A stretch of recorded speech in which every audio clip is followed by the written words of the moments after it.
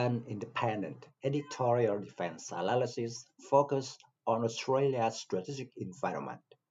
The ratification of the Australia-Indonesia Defense Cooperation Agreement on February 7, 2026, establishes a legal framework for joint operations.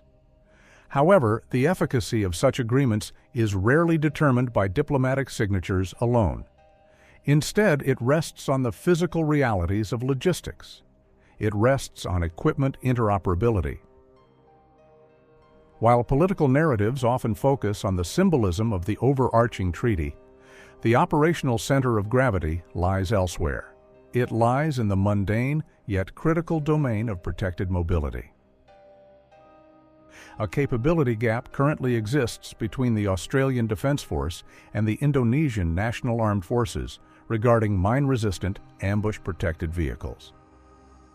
This disconnect represents a significant constraint on the realization of the treaty's joint access provisions. And it brings the dormant Sanka program, a collaborative industrial effort to adapt the Thales Bushmaster for Indonesian requirements, back into the focal point of strategic analysis. The logic of joint access presupposes that forces from one nation can operate effectively within the logistical footprint of the other. In a scenario where Australian units deploy to Indonesian bases or vice versa, the reliance on disparate supply chains creates a high-friction operational environment. The Indonesian military, known as the TNI, currently operates a heterogeneous fleet of protected mobility vehicles. It relies heavily on the indigenous ANOA 6x6 and Komodo 4x4 platforms produced by the state-owned enterprise, PT Pindad.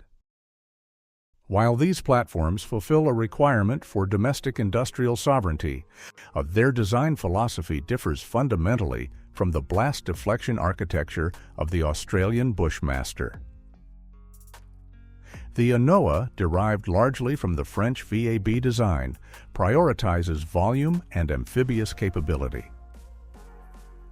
The Bushmaster, by contrast, is built around a monocoque V-hull, specifically engineered to dissipate energy from improvised explosive devices and landmines. This technical divergence introduces a strategic vulnerability. As the TNI continues to engage in high-risk internal security operations and United Nations peacekeeping missions, the threat profile has evolved. It has moved toward asymmetrical explosive hazards that older, flat-bottomed hull designs struggle to mitigate. From an operational standpoint, the reintroduction of the Sanka vehicle offers a solution. Essentially a Bushmaster customized for Indonesian specifications, it addresses both the survivability deficit and the interoperability mandate. If the TNI were to adopt the Sanka in significant numbers, it would align the protected mobility standards of the two nations. It would allow for a shared pool of spare parts, common maintenance doctrines, and interchangeable vehicle crews during joint contingencies. However, the acquisition of such capability is constrained by fiscal realities. The unit cost of a Bushmaster or Sanka is significantly higher than that of the domestically produced Komodo. This price differential creates a tension between the operational requirement for high survivability and the political mandate to maximize the procurement of indigenous hardware within a limited financial envelope.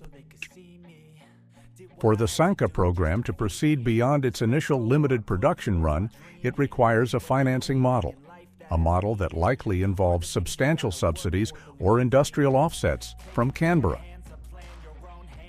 This suggests that the export of the Bushmaster platform to Indonesia should be viewed not merely as a commercial transaction for Thales Australia, but as a strategic investment by the Australian government in the resilience of its northern neighbor. The industrial implications for Australia are equally profound. The Thales facility in Bendigo faces the cyclical challenge of production line continuity following the completion of domestic orders. Sustaining this industrial base is a sovereign requirement. And the export market remains the only viable mechanism to retain the skilled workforce and supply chain necessary for future domestic surges. Integrating PT Pindad into the global supply chain for the Bushmaster through the Sanka program would serve dual purposes. It would validate the Indonesian ambition for technology transfer and local content, a non-negotiable aspect of Jakarta's procurement law,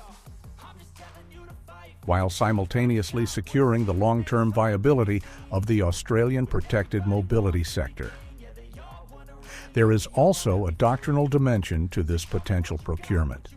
It extends beyond simple vehicle replacement. The introduction of a dedicated mine-resistant platform forces a shift in infantry tactics. It moves a force from a posture of mechanized transport, where the vehicle is merely a taxi to the battlefield, to a mounted combat posture where the vehicle acts as a fighting base. For the Australian Defence Force, having an Indonesian partner capable of executing mounted patrols with the same level of protection and mobility allows for more complex combined arms training. It reduces the operational risk for Australian commanders who might otherwise be hesitant to integrate their units with partners operating more vulnerable platforms in contested environments. Nevertheless, this alignment faces hurdles. These are as much political as they are technical. The sensitivity regarding the deployment of high-end military hardware in internal security roles within Indonesia remains a point of contention within Australian domestic politics. The export or co-production of the Sanka would likely require robust end-user monitoring regimes to ensure compliance with human rights obligations, a condition that has historically caused friction in the bilateral relationship. Furthermore, the strategic autonomy of Indonesia dictates that it avoids over-reliance on any single external supplier. Therefore, even if the Sanka program is revitalized, it will likely coexist alongside other procurement streams. Streams from nations such as Turkey or South Korea. This would dilute the standardization that Australian planners might desire. The strategic value of a standardized protected mobility fleet lies in its contribution to the archipelagic screen. SOM's an Indonesian military capable of surviving and sustaining operations in its own territory acts as a formidable buffer for the Australian continent. By facilitating the modernization of the TNI's protected mobility capability, Australia effectively extends its defensive perimeter northward, without the political and financial cost of permanent forward basing. The Sanka vehicle, therefore, represents a physical manifestation of the new treaty's intent. It bridges the gap between the Australian need for a secure northern approach and the Indonesian need for a modern, capable defense force.